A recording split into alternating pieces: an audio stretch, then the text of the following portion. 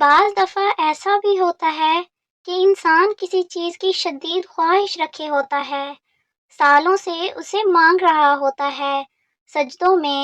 قبولیت کی اوقات میں، تہجدوں میں، آنسوؤں میں، غرض ہر موقع پر وہ اسے مانگتا ہے۔ شاید وہ رب سے جڑتا ہی اسی خواہش کی تکمیل کے لیے ہے،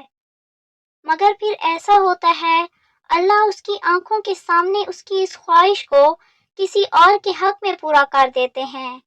تب یہ انسان ٹوٹ کر گرتا ہے اس رب کے آگے، کرچی کرچی وجود لیے شکوے کرتا ہے رب سے کہ کیوں کیا تو نے ایسا، ناراض ہوتا ہے اپنے خالق سے کہ میں نے تو اتنا مانگا تھا تجھ سے، تو نے کسی اور کو دے دیا۔ مگر پھر کہیں اندر سے، بہت اندر سے، اس کی سسکتی روح سے اسے آواز آتی ہے، جس کے پیچھے تو بھاگ رہا تھا وہ تو تھا ہی سراب۔ کیا تو اتنا خود غرض تھا کہ اپنے پیدا کرنے والے کے پاس صرف اسی خواہش کی تکمیل کی تمنا لیے جاتا تھا؟ تیرے سجدے جس کے لیے ہونے چاہیے تھے، اس میں بھی اپنی خواہش کو بت بنائے پوج رہا تھا۔ پھر ایسا ہی تو ہونا تھا، مگر اچھا ہوا تجھے سمجھ آئی کہ حقیقت کیا ہے، کس سے جڑنا ہے، کس کی خواہش رکھنی ہے، سجدے کس کے لیے خالص کرنے ہیں،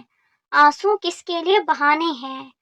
اگر وہ رب تیری اس خواہش کو پورا کر دیتا تو جو سجدوں میں تڑپ کر مانگتا تھا، یہ سجدے بھی تجھ سے چھوٹ جاتے، تو اللہ کو بھول جاتا۔ تیرا رب ایسا نہیں چاہتا تھا کہ تو اسے بھولے، اس لیے اس نے تیرا دل توڑا تاکہ تم مزید اس رب سے جڑ جائے اور وہ اس دل کو اپنی محبت کی تڑپ سے بھر دے۔ ہاں، بعض اوقات ایسا بھی ہوتا ہے، کچھ خواہشات کا پورا نہ ہونا ہمارے حق میں بہتر ہوتا ہے،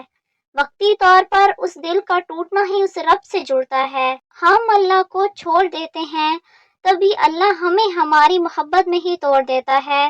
تاکہ ہم اس کی محبت سے جڑ سکیں، اور جو اس کی محبت سے جڑ جاتا ہے وہ پھر کبھی نہیں ٹوٹتا، کیونکہ اس کی محبت سے زیادہ سکون اور طاقت دنیا کی کسی محبت میں نہیں۔ کہانی کی شروعات بھلے اس سے نہ ہو، مگر ہر کہانی کا اختتام اسی پہ ہونا ہے، تو پھر کسی کے چلے جانے سے یا کسی کے بغیر رہنے سے تم ڈرتے کیوں ہو؟ جو آ رہا ہے اسے آنے دو، کیونکہ جو چلا گیا اس میں اسی کی حکمت تھی، اور جو آ رہا ہے اس میں اللہ کی مرضی۔ دعا مانگنا نہ چھوڑنا، کیونکہ اللہ کے لیے کچھ بھی مشکل اور ناممکن نہیں، اور وہ جلد تمہاری ساری دعاؤں کو قبول کر لے گا۔